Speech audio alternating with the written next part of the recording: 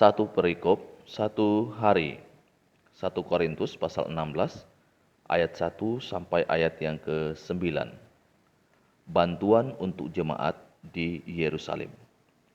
Tentang pengumpulan uang bagi orang-orang kudus, hendaklah kamu berbuat sesuai dengan petunjuk-petunjuk yang kuberikan kepada jemaat-jemaat di Galatia.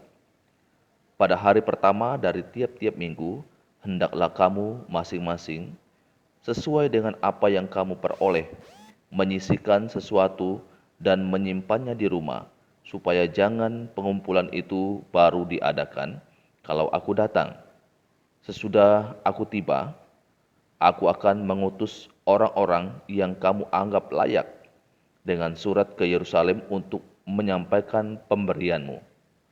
Kalau ternyata penting bahwa aku juga pergi, maka mereka akan pergi bersama-sama dengan aku. Rencana Paulus.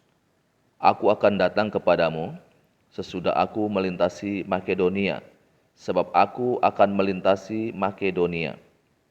Dan di Korintus mungkin aku akan tinggal beberapa lamanya dengan kamu, atau mungkin aku akan tinggal selama musim dingin, sehingga kamu dapat menolong aku untuk melanjutkan perjalananku. Sebab sekarang aku tidak mau melihat kamu hanya sepintas lalu saja. Aku harap dapat tinggal agak lama dengan kamu, jika diperkenankan Tuhan, tetapi aku akan tinggal di Efesus sampai hari raya Pentakosta, sebab di sana banyak kesempatan bagiku untuk mengerjakan pekerjaan yang besar dan penting, sekalipun ada banyak penentang. Saudaraku yang dikasihi oleh Tuhan Yesus Kristus, Rasul Paulus bukan hanya memberitakan Injil, tetapi ia juga berusaha bagaimana membantu mereka yang mempunyai kebutuhan jasmani dan materi. Nah, inilah yang kita baca pada pasal yang ke-16 ini. Bagaimana Paulus menggerakkan orang-orang untuk memberikan dukungan, bantuan untuk jemaat yang ada di Yerusalem. Dan Paulus mengatakan dalam ayat yang pertama, ada petunjuk-petunjuk yang disampaikan sehubungan dengan memberi. Ayat yang kedua, pada hari pertama dari tiap-tiap minggu, hendaklah kamu masing-masing, sesuai dengan apa yang kamu peroleh. Jadi berbicara mengenai memberi, bukan bicara berapa banyak yang kita berikan, tetapi dikatakan di sini adalah sesuai dengan apa yang kamu peroleh. Kemudian menyisihkan sesuatu dan menyimpannya di rumah, supaya jangan pengumpulan itu baru diadakan kalau aku datang. Kalau kita perhatikan dalam bagian ini, memberi itu juga ternyata harus secara teratur. Ini yang diajarkan oleh Paulus di dalam bagian firman Tuhan ini. Jangan nanti kalau dia sudah datang baru mereka sibuk mengumpulkan pemberian itu.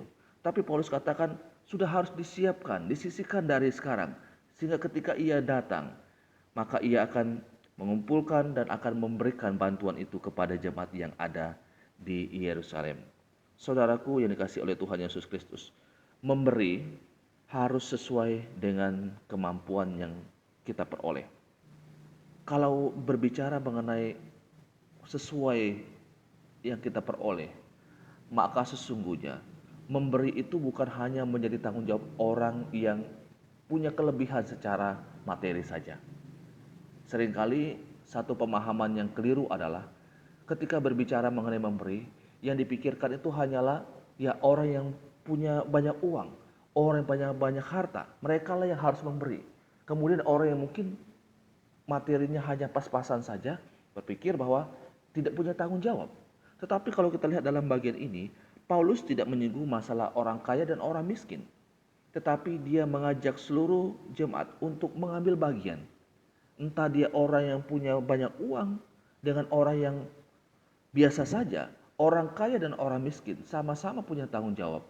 Karena yang menjadi penekanannya bukan pada nominalnya, tapi pada apa yang mereka peroleh. Itulah yang mereka berikan. Kalau orang kaya memberikan 1 juta dan orang miskin memberikan 1.000, itu bukan berbicara mengenai nominal. Kalau memang orang yang miskin ini hanya bisa memberikan 1.000 karena dia peroleh tidak sebanyak yang diberikan oleh orang kaya itu. Sekali lagi, penekanannya bukan pada nominalnya, tapi apa yang mereka peroleh, dari situlah mereka bisa ambil untuk memberikan dukungan bagi pelayanan pekerjaan Tuhan. Saudaraku yang dikasihi oleh Tuhan Yesus Kristus, biarlah ini menjadi suatu pelajaran bagi saya dan saudara.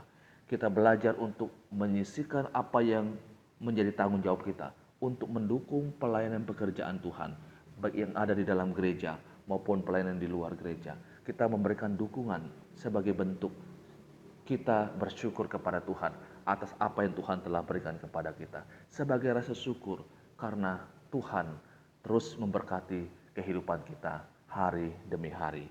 Ini pembacaan firman Tuhan, renungan untuk kita saat ini. Tuhan Yesus memberkati kita selalu.